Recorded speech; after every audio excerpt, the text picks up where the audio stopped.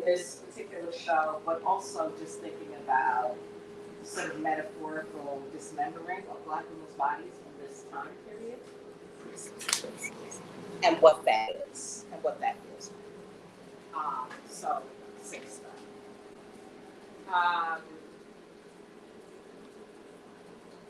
Has anybody been here before except for okay, so then I'll say this. Colored Girls Museum is a public ritual for protection, praise, and grace of ordinary colored girls. So, what makes anything significant here is because we say something. So, the museum is not just Black girls. People look at Black girls all the time, but do not see Black girls.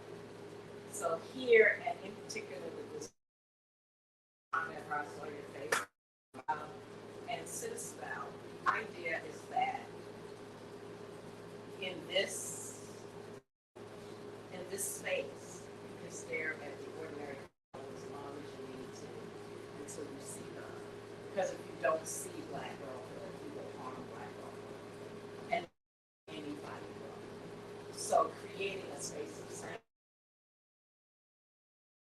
Black girlhood, things about women and girls of the African diaspora is what the Colored Girls Museum is attempting to do. She's the first of her kind, but hopefully she will not be the last of her kind. It's the Colored Girls Museum, if you're wondering, not because we don't know the history of the word color both in this country and South Africa, but because we think about the ways that Black women and girls are literally colored by everybody. Colored too loud, colored too smart, not smart enough, colored too sexual, not sexual enough, just colored. It's the Girls Museum, it's called, it's a sacred space, and it's celebrated. So that's why it's the Colored Girls Museum. We celebrate the ordinary colored girl because Toni Morrison will have a museum. She should. Michelle Obama, she should. Shirley Chisholm does, she should. But ordinary colored girls continue to do so much for so many, have done so for so long. We deserve some place of sanctuary and celebration. So here we have it. I'm going to start here in this room and then ask you, and then you can tell me what you're interested in. This is the only permanent piece in this room. It's titled Four Girls. This is an installation piece. Just have to check. Sorry. I like the colors. You're not in the way at all. But I'm just showing you these are vessels, so they all come apart. One of the things Michael talks about is the body itself is a vessel, it's a container for something important, for history, for legacy, for memory. This piece pays tribute to the four girls who killed in the 16th Street Church Bomb. Three of those girls were 14 at the time of their murder, and one of them was 10 at the time of the murder. The four fans locate us back in the church where this took place. Three of those fans carry West African indigenous symbols, each with a different definition of value. And then that king reminds us of the impact that the murder of these girls had on some capitalism and civil rights. When we talk about the Colored Girls Museum being a public ritual for protection, ordinary colored girls, the importance of that, we're thinking, among other things, about these girls. And how I'm a mother of three, a grandmother of two. How do we send our people out in the world and expect them to come back to us? And we should have that expectation.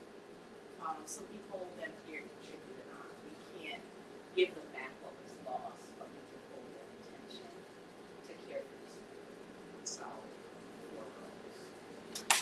Two pieces on either side of Christina are also vessels. They come apart at the waist. One is porcelain and the other is stoneware, as are the girls. The girls are all porcelain. So now, what questions do you have for me? So I don't talk you to death because we got to go through 3 floors. So what are you curious about?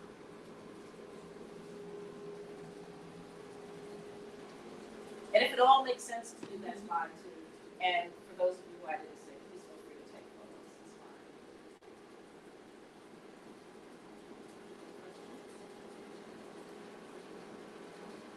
These names are the girls from your original collection.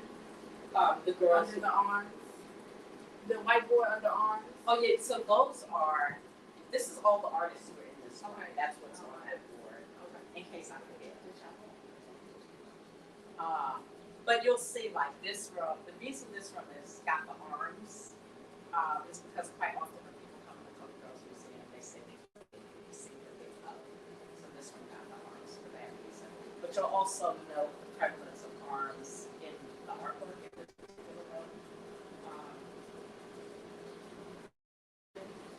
Not that the arms are missing. Well, in some cases, but also have a look.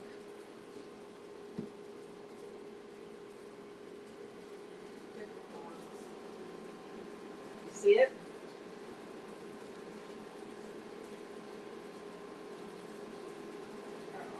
Everything, arms everywhere.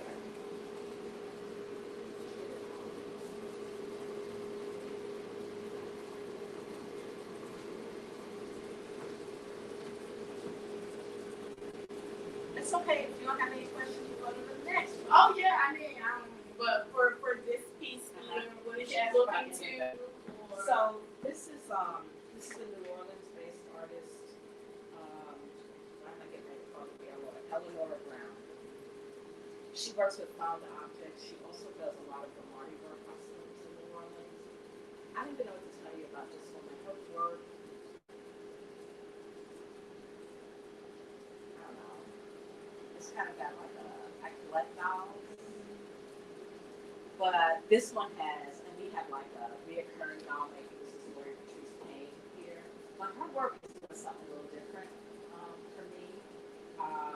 Artist is working with found objects. You can see how she's doing markings on the face. If you look at the jewelry around the neck, that looks like an old wedding gown that's been simply cast. And the way that I have her fingers closed in this, but the doll actually opens and she can go in either direction and she goes backwards and forwards. And this doll maker is just, I don't know, she's like another dimension kind of thinker for her.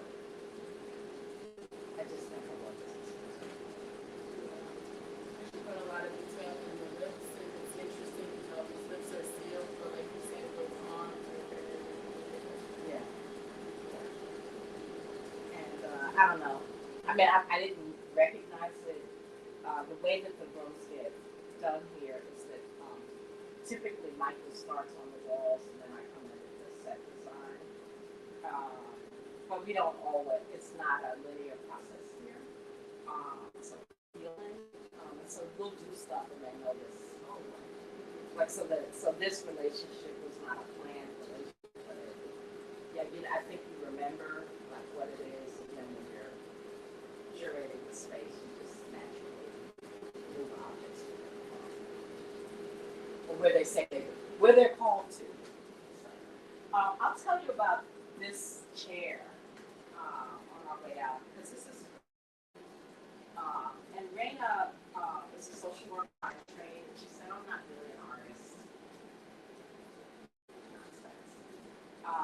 And I said, "Well, do a chair, do a spell chair for us." And she said, "Well, how do I think about it?" And I said, "Like memory." And she said, "Well, I feel like this memory of like just three sisters, each of them doing each other's hair. So when you stand up and look, you'll see that the memory she recovers is like each of the sisters doing each other's hair. You can actually see it on the chair. And then she embellished it with like our hair stuff. She made like a little crossword puzzle with the names of some of her friends, which is such a girly thing to do. And just like a beautiful story chair. So this is Raina. And then this is another one of our artists, Rosalind Vaughn. The front part of this spell chair is, represents Africa. And then the back part, America. Check out her feet. You see what they're made of? This is delicious. So, I love that. Any questions? All right, let's go to the Barbara Miller Reader Club.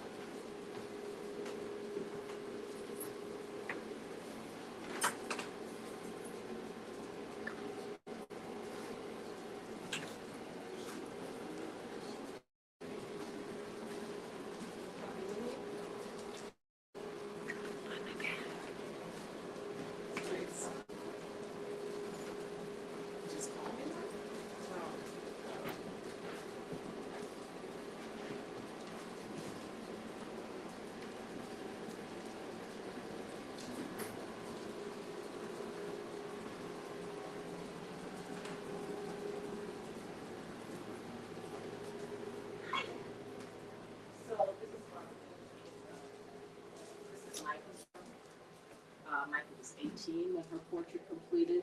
You can come all the way around.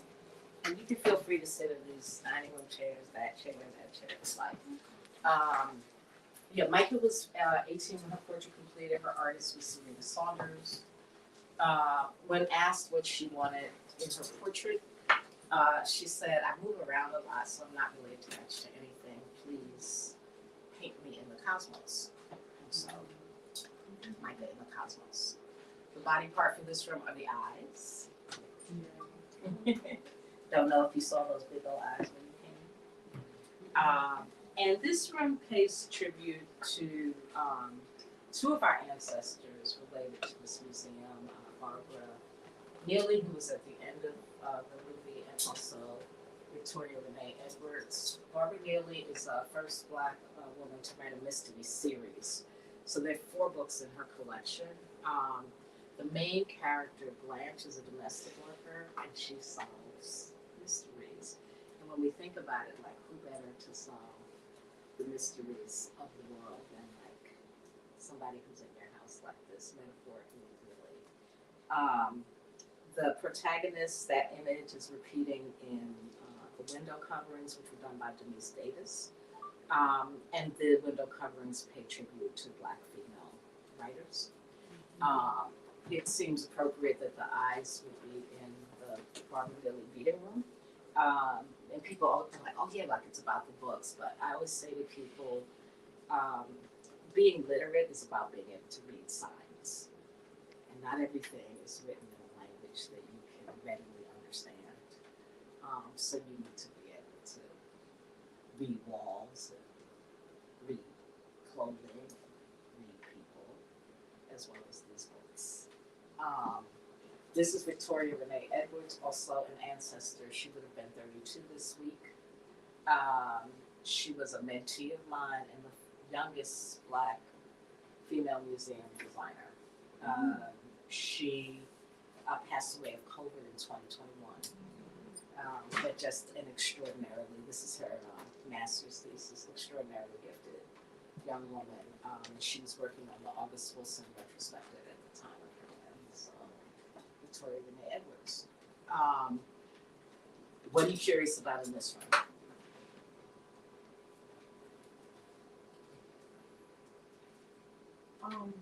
Question. The books. The selection, was it intentional? So, so this, just to ground you a little bit. So this, the house itself is 135 years old. I raised my family here. We lived here for 21 years. I moved a year and a half ago. Many of the furniture artifacts that are still here are from my family. I did take those with me. And the books. I say to people all the time, do you like to read? Do you like to read? You do? What kind of stuff you like? Like, do you have a favorite book right now that you read, that you're like, oh my God, that's the best? Ghost Boys. Ghost Boys. Ghost Boys. Do you have a favorite book that you read? The thing about jellyfish. Oh, the thing about jellyfish. So like, are you both reading all summer long? Better be. So I say to people all the time, I'm an only girl. I have 4 brothers, 2 older, 2 younger. My mother was really strict. So before I could go anywhere, I went everywhere in a book. Like, I just got to sit on my porch. So I read. So I became a big bookophile. So this is my collection. And it's also shared with Barbara Neely. Because when Barbara Neely transitioned, she was on our board and she was also a really dear personal friend of mine.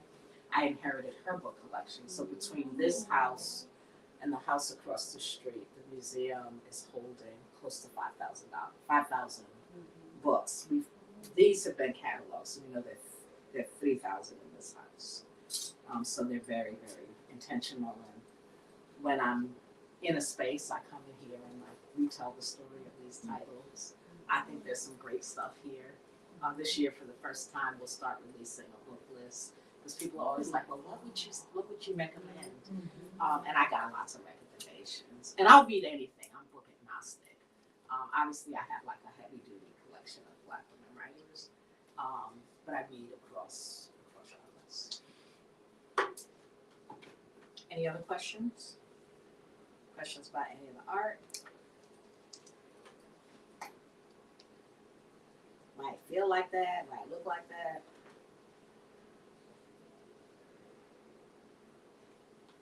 I have a question about the top shelf. So Speak about that. yeah, so this is Lori Patrice Payne. I mentioned her in the last show. This is also Lori Payne. So Lori started making dolls 21 years ago, and she said there was nothing, when I went to sort of look for dolls for my daughter, there was nothing I wanted to give her, so I started making my own dolls. Now, obviously, and I'll show you some of her earlier work, the work is totally, she's like not a doll maker anymore, she's like a sculptress. And these were some of the first dolls that we actually curated of hers.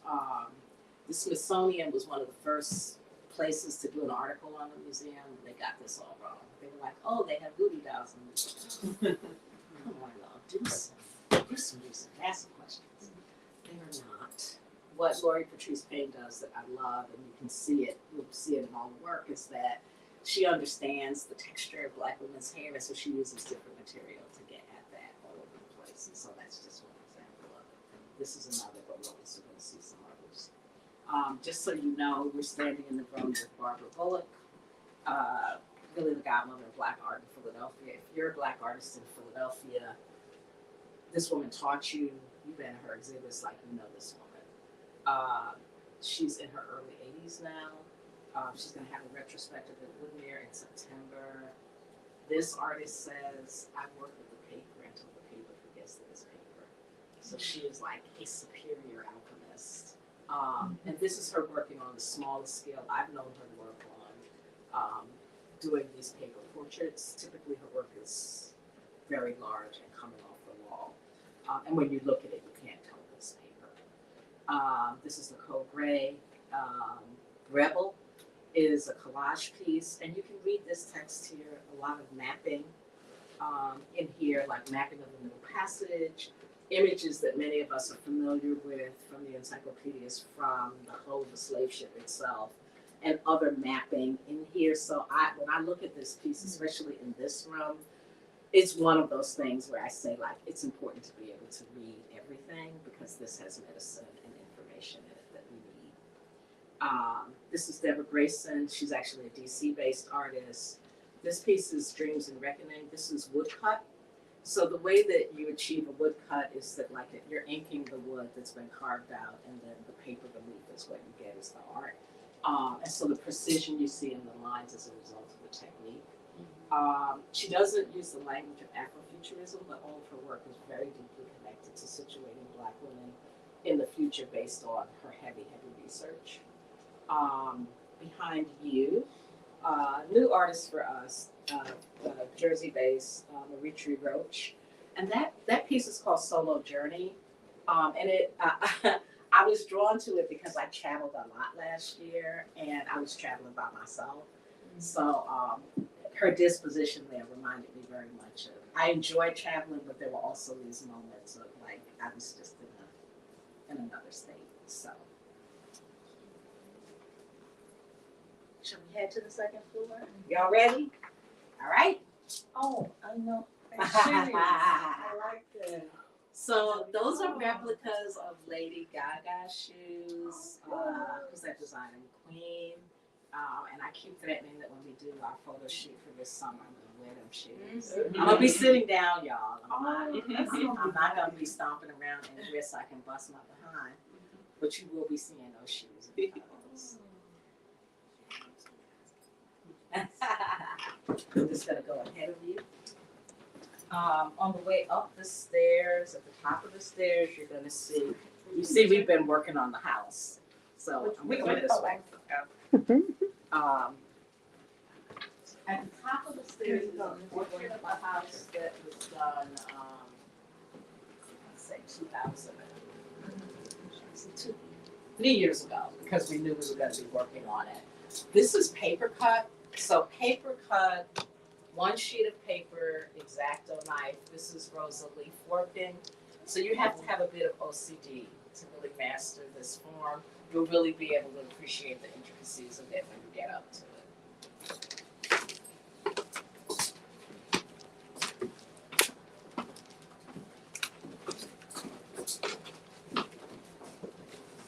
You go now. Okay.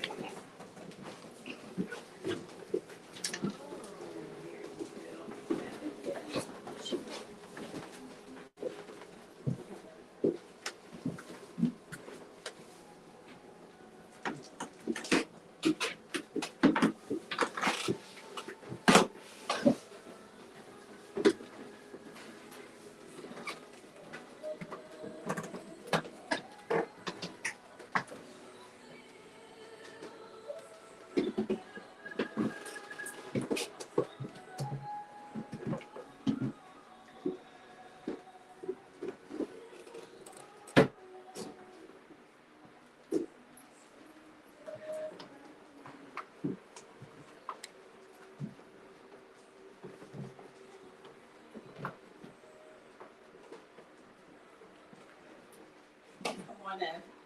So welcome to, this is the Colored Boys room in the Colored Girls Museum. This room, my sons are 10 years apart in age. The oldest is 35, the youngest is 25. Practicing that. This is going to be 25 in a second, so I'm trying to get that to come out my mouth. When we came online, it was the year after my husband's death. So the artist who curated this room for the first time was Betsy Casanas, and she wanted to put symbols of protection in the Colored Girls room. So the mandala is a symbol of protection. Behind you on this wall, the wallpaper is actually by Niall Livingston. You're going to see her portrait of an ordinary colored girl on the 3rd floor. The wallpaper was actually taken from our postcard from last year's show, the One Room Schoolhouse. And when we were invited to do an exhibition at the airport, we decided that we wanted wallpaper. But we didn't have enough time to come up with a concept, we thought. But then I looked at our postcard and I was like, I think that would be good wallpaper. So that's the wallpaper. The artist, these two large pieces on the wall, this is Odufe Evans. So last year when we were traveling in Ghana, we met an artist collective. Odufe is 25, and we were really drawn to these pieces of girls. So we brought those back with us. And you'll see a 3rd piece on the top floor. To the side of Odufe's work, the circular pieces, that's Tokia Rome Taylor, whose work you saw in the first room downstairs. Those were the girls holding the artifacts. But this is a series that she did based on Beloved. The body part for this room is the back. And Intezar, I wish I drug her up for this. She said, so often when you see the black male back, it's scarred, it's ripped, it's bent, it's destroyed in some way. And she said, my husband's back is a place of fun for me. I can hide behind that back, I can climb on that back. It's a strong, beautiful back. And she said, I also, for this, I wanted to bedazzle that back. She said, because in nature, so often the male creatures, like the peacock, they have all this razzle-dazzle on them, and so hence her back. The room belongs to Haley, and Haley is the photograph as you're coming in. It's the only photograph thus far in the series of Harriet's Girls, and her photograph was done by her sister, Alicia Walker. She was 14 when her photograph completed. She's the only one of the muses so far who has said, I do not like my portrait. Mm-hmm. And I was like, it's a photograph. Mm-hmm. And what we learned is that the instruction that the artist received for these photographs is, for these portraits, is it's the girls. So she gets to decide what she wants to wear and what she wants to have. But I guess when you're messing around with sisters, I don't know, because I got 4 brothers, they bossy and they tell you what to do, which is what she told us happened here. So when the project went to the airport, I asked her, I said, well, what would you have worn if you could have worn what you wanted? And she said, my pajamas. So when we were installed at the airport, I was able to put pajamas under her chair. So I couldn't change her clothing there, but I was able to give her what she wanted. Any questions about this room?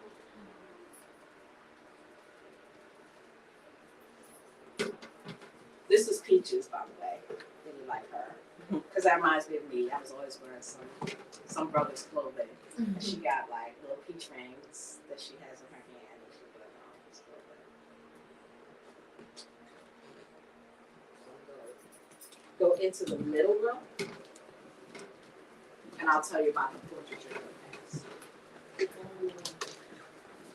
Everybody okay? Anybody need anything? No, thank you.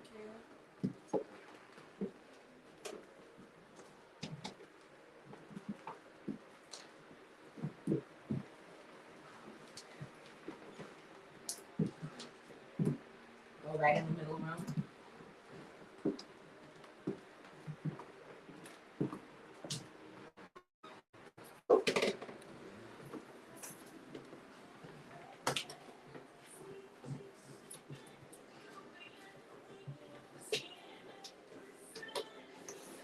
So the body part for this room is the heart. And this room, curated by Denise Davis and Mona Morton, pays tribute to the washerwoman.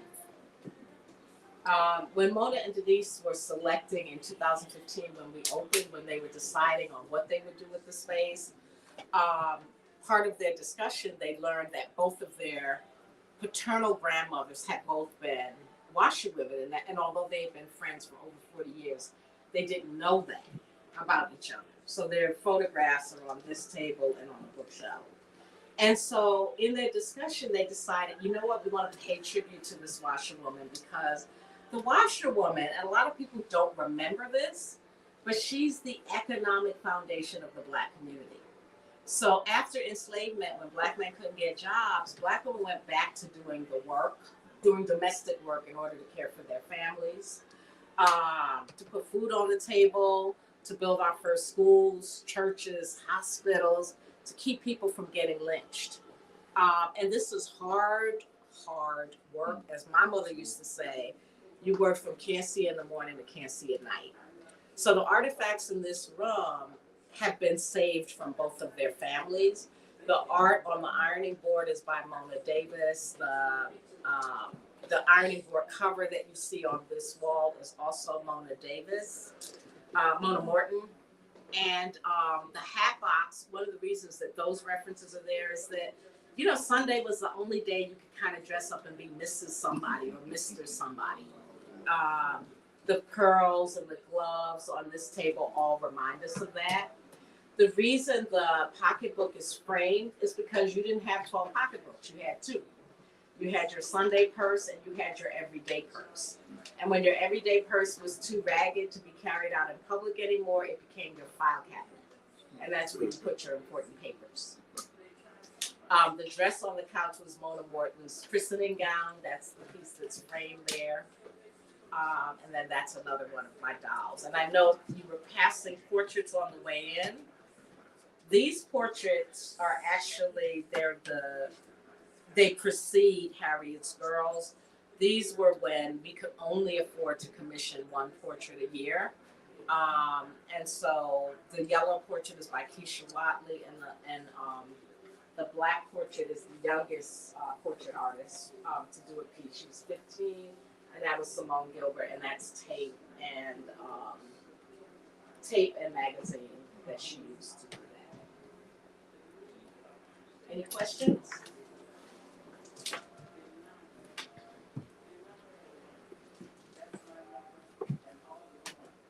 Can we talk about the piece that's hanging? The piece is hanging. Mm-hmm. So this room is the heart, and that is the heart. And that wasn't molded on anybody's arm. And the reason, you know, that we selected the heart for the washerwoman is, like I said, like that's the center of so much in our community. It's like it's the pulse, um, the sort of the foundation of like whether we're doing this work or we're doing other work.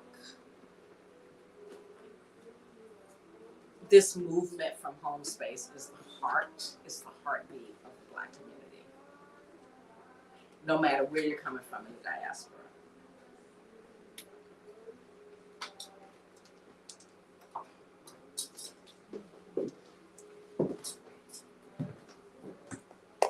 Question? The quilt is by Ellen Balak. You'll see more of her work upstairs, and that references that's a tribute to her mother Maddie.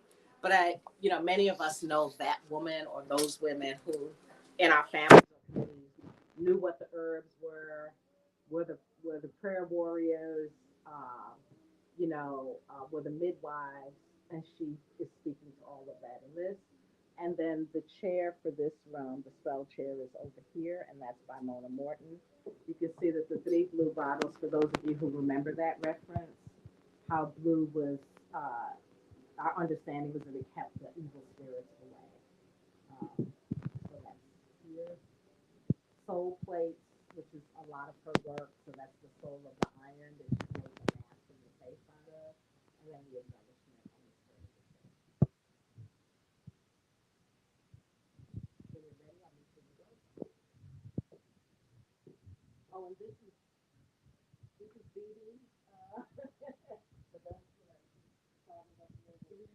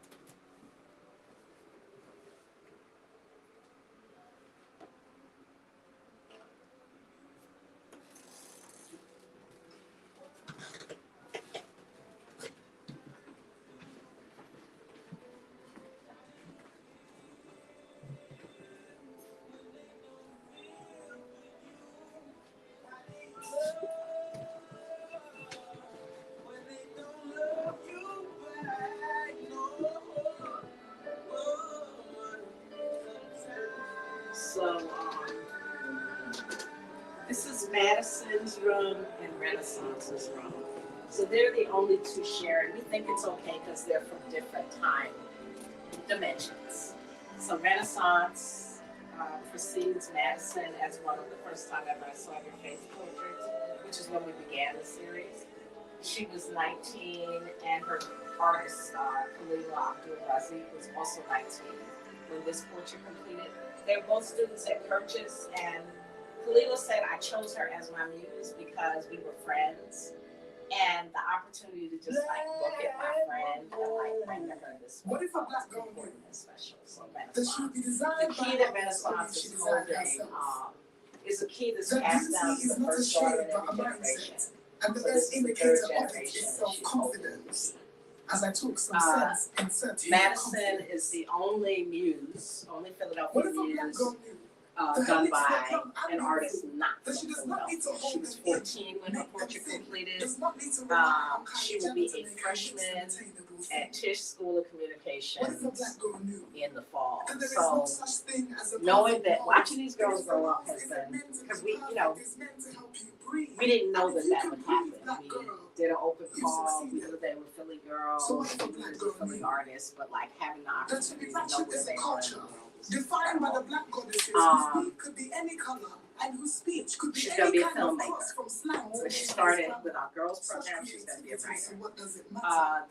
The featured artist in this room is Aaliyah Bonet. Praise for our culture. Doing something different with quilt work, like painting on the fabric that her And father, the like her son, additional was material, raised the by black embellishments, hands. And you actually, see in your she father didn't know what that you her maternal eventually and see paternal in your grandmothers man. were For both the molding of quilters. your father came from similar hands. But So her grandfather Editha is told the her she sculptor, inherited how all of sweet their can be the material. man. So now she Editha says, is when a I'm black working girl, in this and how medium sweet and I'm can be her using this clan. material, I feel like I'm What putting if a with my black girl knew that ancestors. her rubies were hidden in the sand? One of my favorite pieces about this, about the That rose, her hair too was is like sunny this fine dynamic gold. duo And the here. fiber of her hair was the This opposite is of cool Nastasha and the Swift, flex on the outside. and I asked Nastasha to make for us an iconic black girl that we home. take to our hatred. So I don't Hatred think for it gets more ourselves that we iconic than that, project right? upon each other. But what if a black girl knew that history Yeah, recorded here it her as the most And then one of my sought favorite things to put after? together That her was bosoms were like raindrops that would this, dry after. because That this her body was a artist, magnet to worldwide wonder. And the jealousy was Vanessa so Hazard, great whose that work it you saw polluted the downstairs, perception of a just black this girl idea until that you would 1,000 take years later. our, Now what if a black girl knew?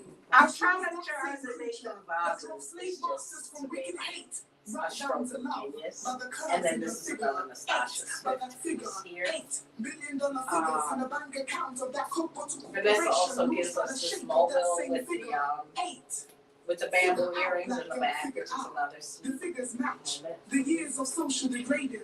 Deliver And to the the body black parts girl's in this demise. room, in case Check you your haven't figures. noticed. Media Anybody know what it ratings. is? 1,000 Caucasians on the red carpet. Yeah. Only 2 black girls make the cut.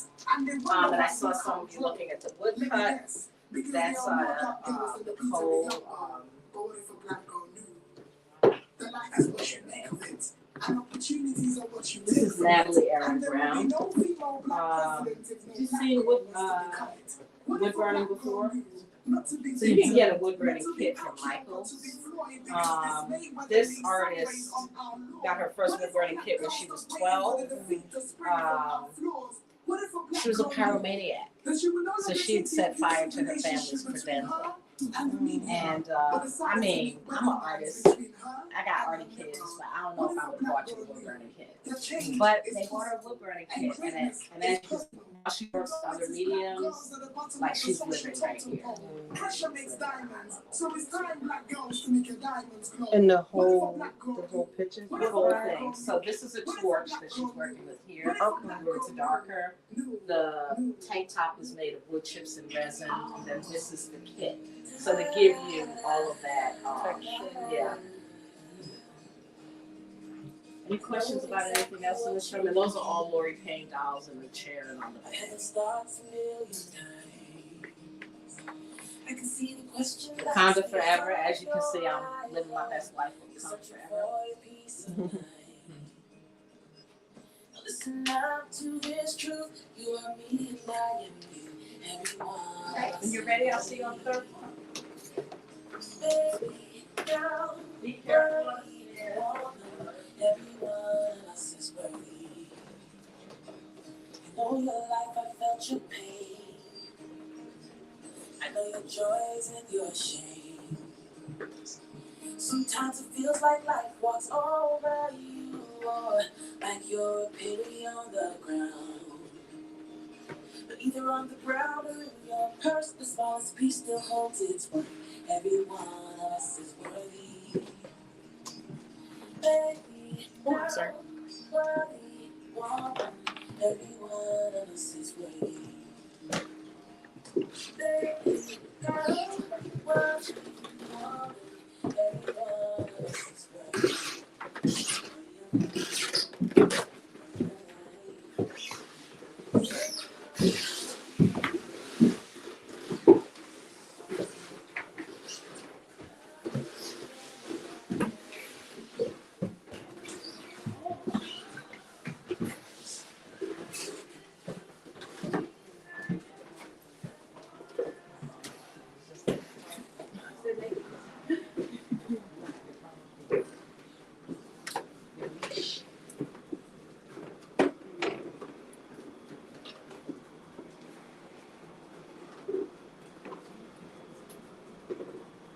So welcome to the Afro-Futuristic Suite, which has two sides. This side, other side, through the beaded curtain is the Afro-Futuristic Speakeasy.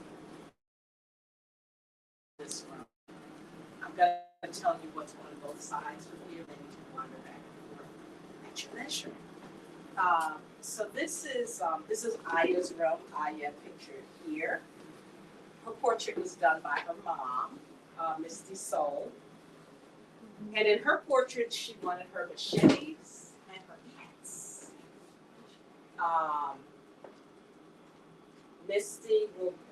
Aya will be a freshman at Temple in the fall. She was 14 when her portrait completed. The body part for this room are the hips and the womb. So behind that green chair by the window where you're standing is the planter, which is the hips. The featured artist in this room is Ellen Malak. So Ellen Malak, this huge quilt, and then this is Medusa and her sisters. So does anybody know the story of Medusa? Which version you got? The Greek mythology Yeah. version. Oh yeah.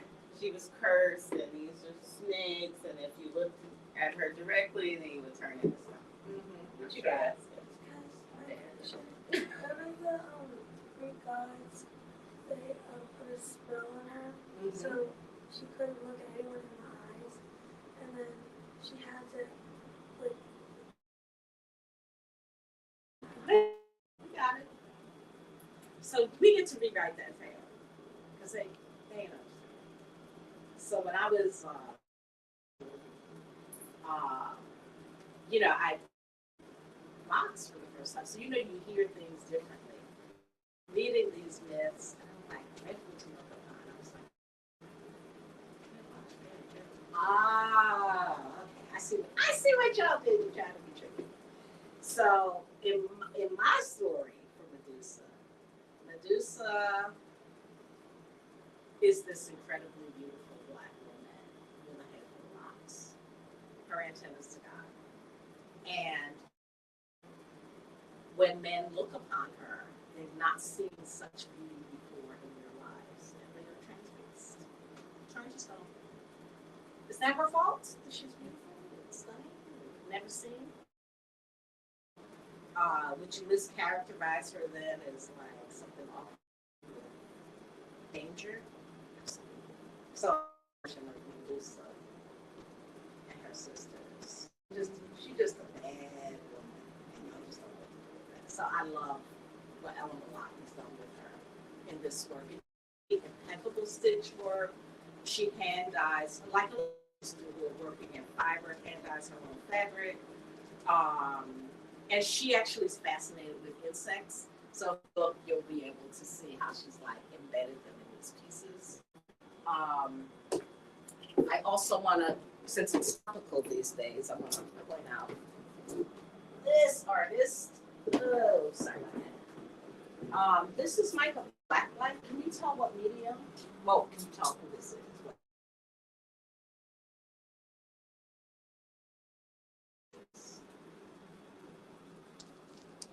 Do you know what this is? Who she is? Mermaid. Yeah.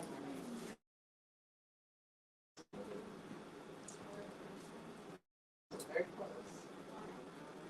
Watercolor. Very, very. I see y'all know what you're doing. And this is ballpoint pen. So we know what this artist was doing in class. Yes. We know what you were doing. Yeah, it doesn't. I thought it was watercolor the first time I saw it.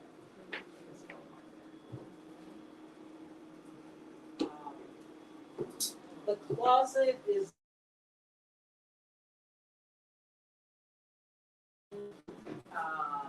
she said nobody knew what would happen to a color girls museum. I wanted it to be something that was so permanent you would have to destroy it to destroy evidence that there was once color girls. She gives us that. 3 days, 4 nights. This is Jim Giles giving us the name of the show, Six Spell. This is her rug tufting, which she typically does with a machine. So the lavender part is machine hooked. The top part, the machine broke, and so that top part is hand hooked. And then this is another 6 spell chair. This one. see Topsy Turvy Dolls? Hi, baby.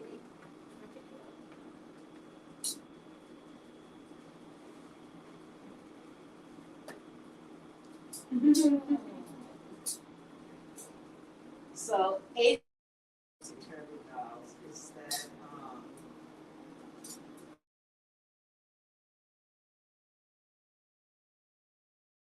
for their children, and there would be the white side and the black side, obviously not what Lori Payne is doing here. So you weren't supposed to have images of yourself. So if someone came in who might not want you to have an image of yourself, they would just flip it to the white side. Everybody would know. So topsy-turvy.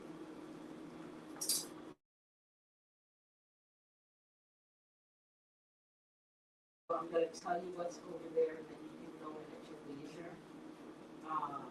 Tajane, that girl belongs to Tajane. You'll see her as soon as you go through the curtain. She's 18 when the portrait completed. Maya Livingston, the artist who did the wallpaper in the Color Boys room, did her portrait. She was the first portrait she was the last portrait to arrive here. When she arrived, the city went into shutdown. I remember it because the partner brought that piece to the door, and she was the first person I saw who was completely covered. So I took photographs of everybody else who arrived with their portrait, but I was so stunned when I saw her covered completely that I could just totally blew up my memory. So that's Taja May. The art on the wall, the photographs on the wall were from a partnership that we did with Philadelphia Printworks, Radical Black Women, really just photographing a handful, like a thimbleful of some of the Radical Black Women in Philadelphia doing work here, but they're actually going around the country doing this in as many cities and states as they can, convening Black women who are doing really interesting work at the photo shoot. And then you'll see a Citispel chair on this side of the room with like artifacts from a time many of us remember when we had to plug in everything and there was no Bluetooth. So that's the fringe on the bottom. And you'll see Callie Brochet's piece in that room. It's the mask that's on the turntable. Callie Brochet is also the artist who did this piece right here that's wooden box covered in leather. This piece is called Carry. It has handles on either side. The leather faces are cast on a friend of hers. This is a heavy box, and so bringing it up here was physical, but just thinking about what the name is. So I think this is my daughter and myself, which is in this room. So go in at your leisure. Let me know if you have any questions about what's here or what's there.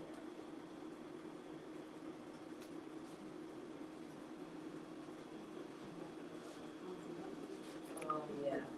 So, I don't remember where I got that, but that's one of my own things. Like I just, I don't know why, and I think I wrote a piece about it later at some point, but something about that tail. It just always stays with me. So I was someplace when I saw my collector, and I was like, I have to give that.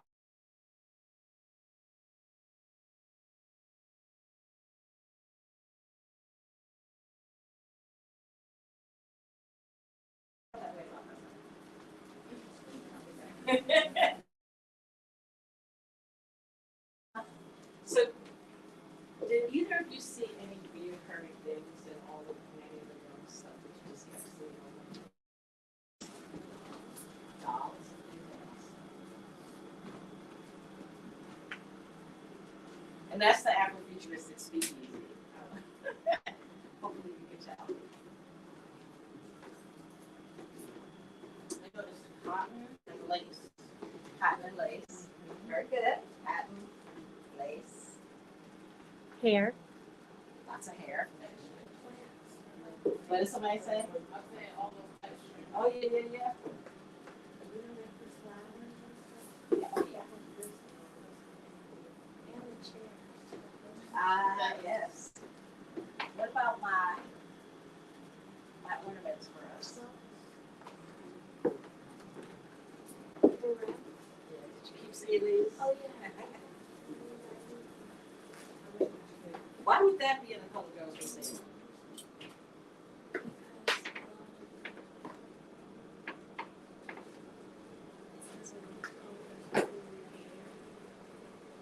Did you ever have the reds?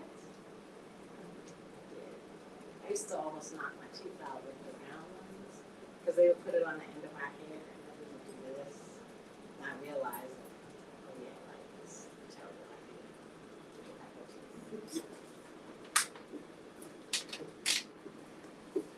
So what is it like to travel different places and then come home to her, to here? Oh man. I mean,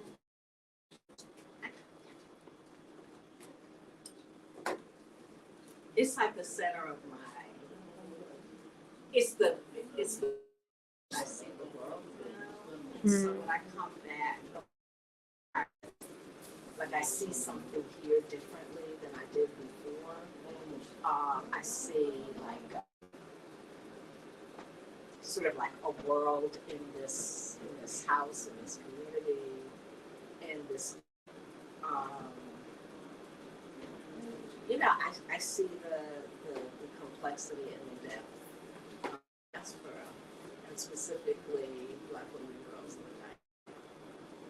And it's never the same. It's always the same. The art changes here, but even if it didn't, I always feel like I'm seeing something that I didn't see before. It's always new. Out from the diaspora, but back and Yep. yeah, some pieces are the same, but there's so many different, and I see them different. Yep. Absolutely. And they behave differently as they move around in the house. Can I get a picture with you? Oh, absolutely. And I'm going to take your porch portrait as soon as we get out here. Where would you like it? You want the girls?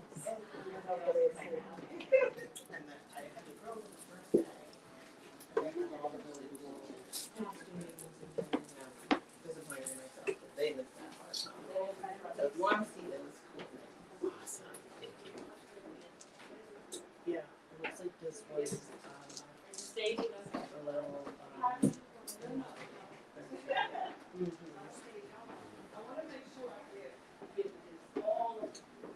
It's too big. Yeah. Upstairs would be less big. It's a little house. It's this big. It's way bigger than that. You have like bedroom. It's a bedroom. The two ones from here. It's like 4 bedrooms. 6. I think there's 6. She's counting. This is a bathroom. This is a bedroom. She said what, 130 years? 130. Look at the light right So take your time. I'll meet you downstairs, talk about the kitchen and the mudroom, and then take your porch portrait. But really take your time. Did you have any questions? Did I leave anything out of this room? Oh, did you want to ask about the syringe? Oh, so that's actually, this is from a show that we did in 2017 called The Good Night Sleep. So this artist made this piece. She said, this matter here, she said, that's my brain. She said, the nails is how I feel because I do not sleep. And each of these pill vessels are all the remedies she tried to try to get a good night's sleep. So that's what she made this for that. Somebody who was here and I hadn't thought about it said it looks like the COVID, which I had not thought about. And you see Callie Boucher turning on her turntable. My apologies, I think this was on. Oh, you were also.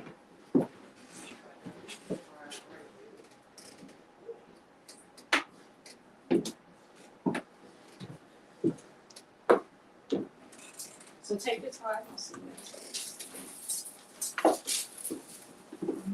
time.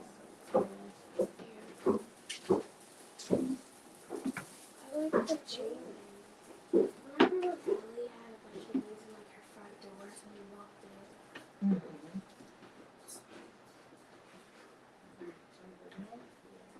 So hot.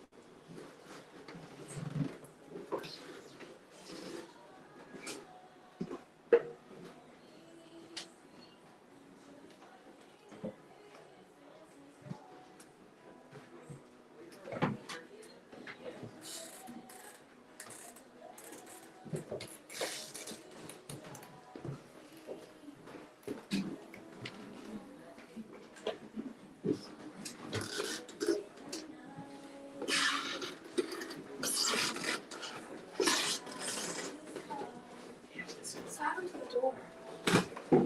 It's just closed.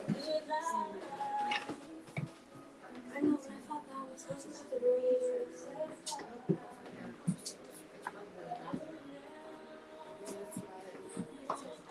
sorry. One more, please. I think you're right. I'm trying to find. I think there's like a where- connection. Yeah. Yeah, I think maybe one of I the mean, I think it is. Yeah. This is a real edge.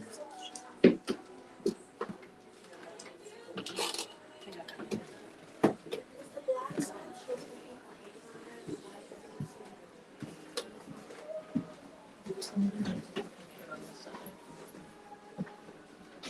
Yes, I think the white words are positive and the black words are negative.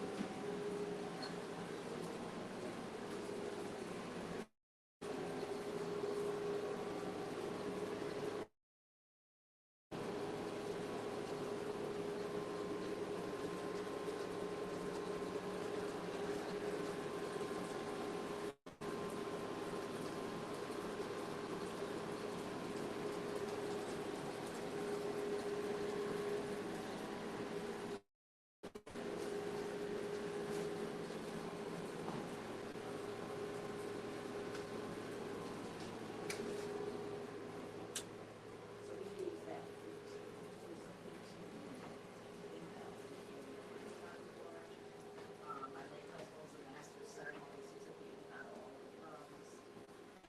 I think they left in the house except for people. People were on display, so the house staged the people instead of the people staging the house. And so the mural in the kitchen is what we used to call Master of the Kitchen show. And then in the mudroom, which is also a store, which Stone will tell you about, and also tell you about Tasha Swift, who did the doll pieces, the oversized ones. She did the third portrait, and that is those two images are her two younger sisters. And then the photographs on the wall are from a project called Picture Day. You know, the schools were closed for almost 8 years. And so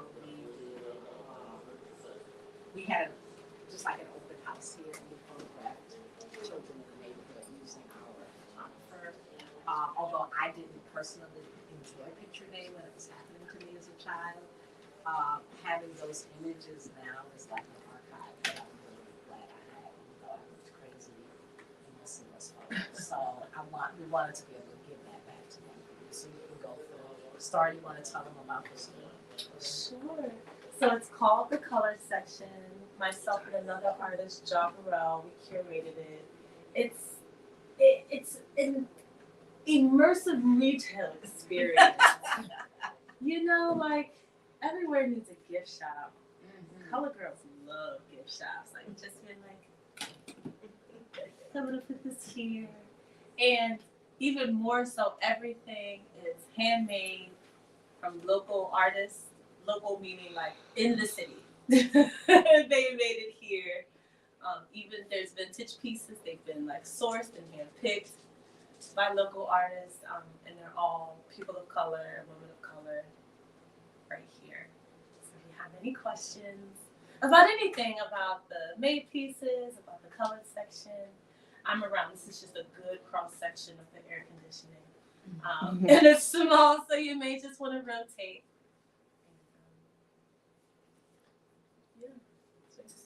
And then I'll take your portraits. Does anybody have any questions at all? Are you okay? Do you require water lessons? I know this was a lot, but I'm really glad that you came. You can go. You good? Yeah. I'll see you on the board. Anybody want to chat and unpack?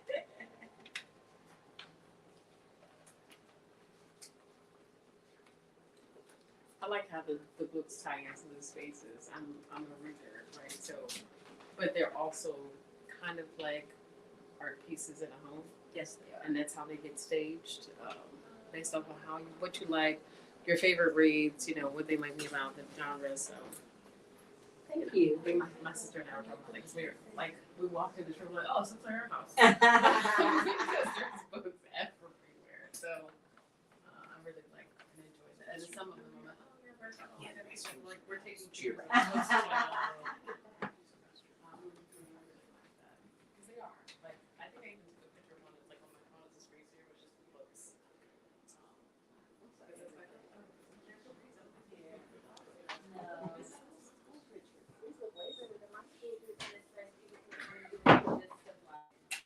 you are, just seeing yourself and being like, oh, okay.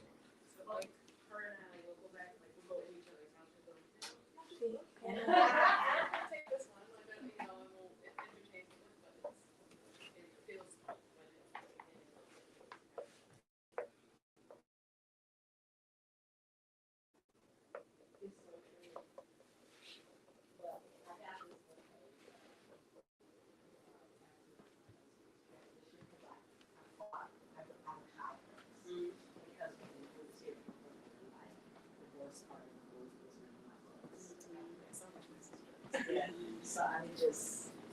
So after I was like, you know what?